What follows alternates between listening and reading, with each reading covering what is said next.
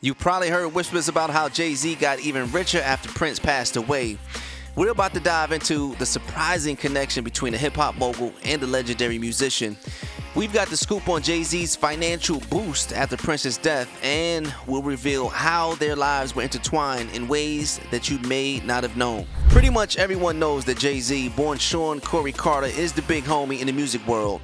People don't just talk about his skills on the mic, they also rave about how savvy he is in business. Since his groundbreaking debut with Reasonable Doubt in '96, he's been on a roll, constantly redefining what it means to be successful, not just in music, but in the business world too. With lyrical abilities that captivate and a strategic mind that transforms industries, Jay-Z is more than just a musician. He's an icon of modern culture. Now as for Prince, born Prince Rogers Nelson, this guy was a real enigma. A creative genius known for his innovative ideas. From his early works like Prince and Dirty Mind to that absolute classic Purple Rain, he was always pushing boundaries. He didn't just stick to one genre either, or one musical instrument. He mixed them all up and created something magical every time. With his electrifying stage presence and next-level fashion sense, Prince mesmerized global audiences, solidifying his position among the immortals of music history. Unfortunately, we lost Prince way too soon, and after Prince's shocking death back in April of 2016, the music world went into a frenzy. And guess who found himself right in the middle of it all? Jay-Z. People started raising brows at how quickly he snatched up the streaming rights to Prince's massive music catalog for his platform, Tidal. Some folks were even whispering about possible sneaky business dealings since Prince had only given Tidal limited rights to stream his music for only 3 months. And things got even messier when Jay-Z started claiming he owned the rights to Prince's masters. And just 1 month after Prince's death, Jay-Z was featured on Fat Joe and Remy Ma's All the Way Up remix and dropped a verse where he rapped, "Prince left his masters where they're safe and sound. We're never gonna let the elevator take him down." But Prince's estate wasn't having it, and they fired back with lawsuits against Roc Nation, Jay-Z's entertainment company. And then the rumors started flying. Wild allegations that Jay-Z and other big names in the industry might have had a hand in Prince's death to cash in on his legacy. It didn't help that Prince's death was linked to a drug laced with something deadly, which only fueled the conspiracy theories. Fans and insiders were left feeling uneasy and distrustful. Now everybody's wondering just how deep Jay-Z's involvement in Prince's posthumous affairs really goes.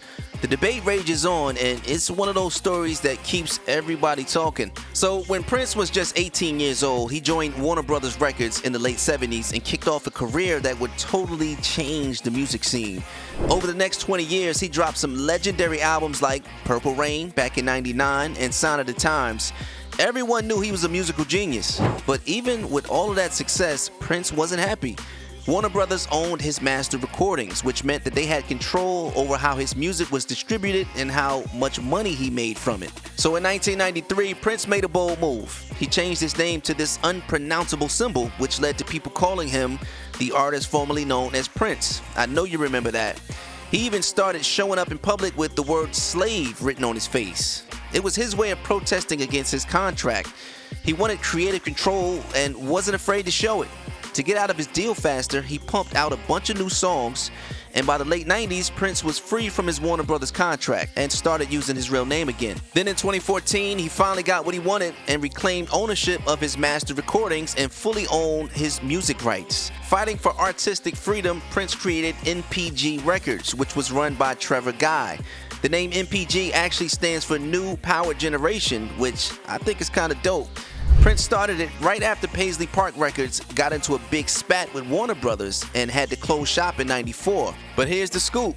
While Paisley Park signed all sorts of artists, NPG Records, being Prince's baby, was all about the artist himself. It was his way of taking full control over his music. And you know Prince, always doing things his own way, and NPG Records was no exception. So in 2014, Prince made a huge move that caught everybody's attention. He decided to leave the big streaming platforms like Spotify, Google Play, and Apple Music, and he wanted a platform that really matched his artistic vision and values.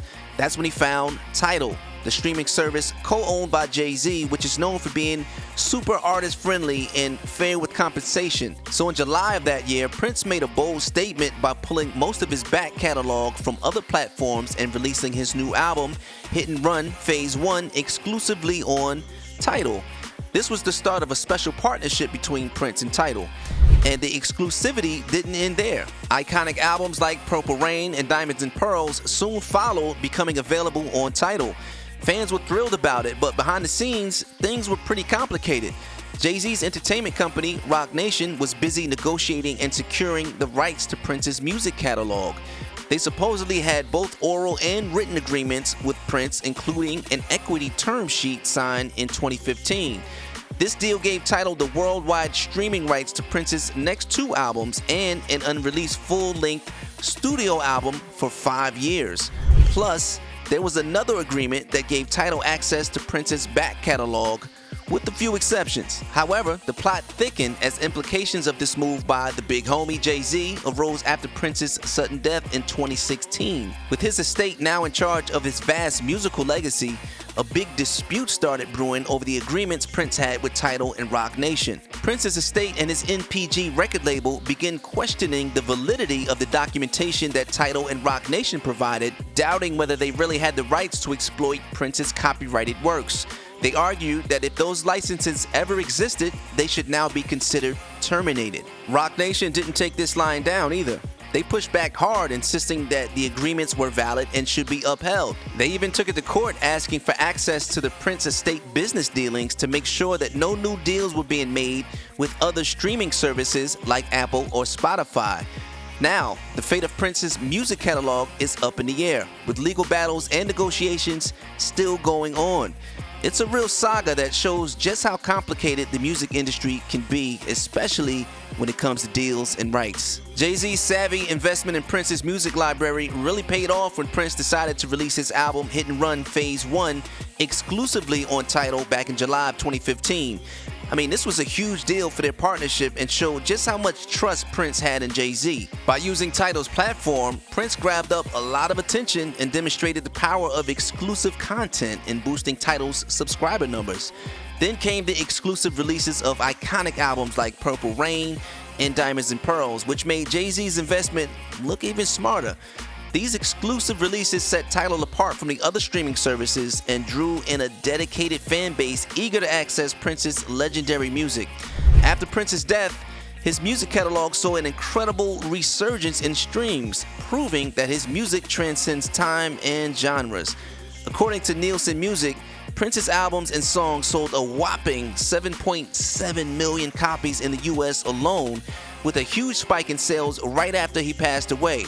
It was clear that the partnership between Prince and Tidal had a lasting impact both for the fans and the music industry. Jay-Z's move to get exclusive rights to Prince's catalog for Tidal was pure genius. He capitalized big time on fans' undying love for Prince.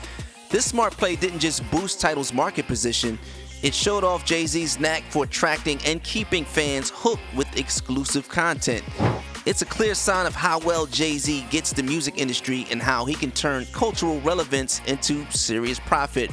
This move really highlighted his ability to stay ahead of the game and make the most out of big opportunities. So what do you think about it? Did Jay-Z do Prince's estate wrong by not handing over the rights? Let us know what you think in the comments, and don't forget to give us a thumbs up if you enjoyed this video. And don't forget to hit that subscribe button. Thanks for watching HiphopaRazzi. We'll see you on the next one.